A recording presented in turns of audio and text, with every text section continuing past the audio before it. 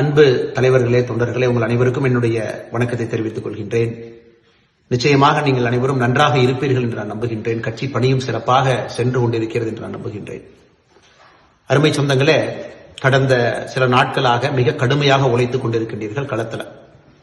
பாரதிய ஜனதா கட்சியில புதிய உறுப்பினர்களை சேர்ப்பதற்காக, புதியவர்களை நம்மோடு இணைப்பதற்காக, நம்முடைய குடும்பத்தை இன்னும் ஆழப்படுத்துவதற்காக, நம்முடைய குடும்பத்தை இன்னும் வேகப்படுத்துவதற்காக நீங்கள் உழைத்துக் கொண்டிருக்கின்றீர்கள்.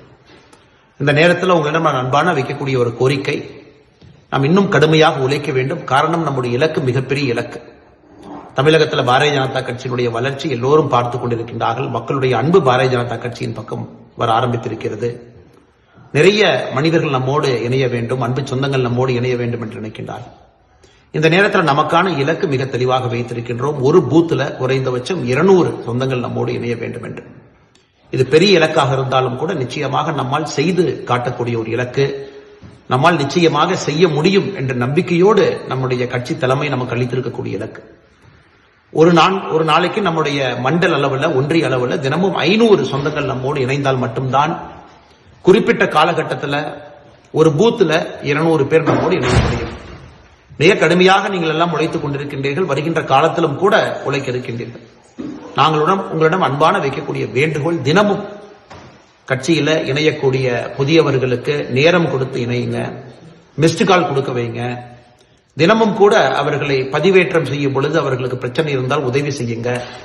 நீங்க களத்திலிருந்து புதியவர்களை இணையுங்க. பண்டிட் தீன்தயாள் உபாத்யாய் அவருடைய நாளுக்கு அன்னைக்கு மிகச் சிறப்பாக நாம் இன்னொரு பணியை கையில் எடுத்திருக்கின்றோம். எல்லா இடத்திலும் கூட அன்றைக்கு முழு நேரமும் கூட நாம் களத்திலிருந்து இதை செய்ய வேண்டும். கட்சியினுடைய எல்லா தொண்டர்களும் கூட களத்தில் இருக்க வேண்டும் என்று முடிவு செய்திருக்கின்றோம். அதுபோன்ற நிறைய நாட்கள் இடையிலே வந்தாலும் கூட நமக்கு ஒரு நாளும் முக்கியமான நாட்கள்.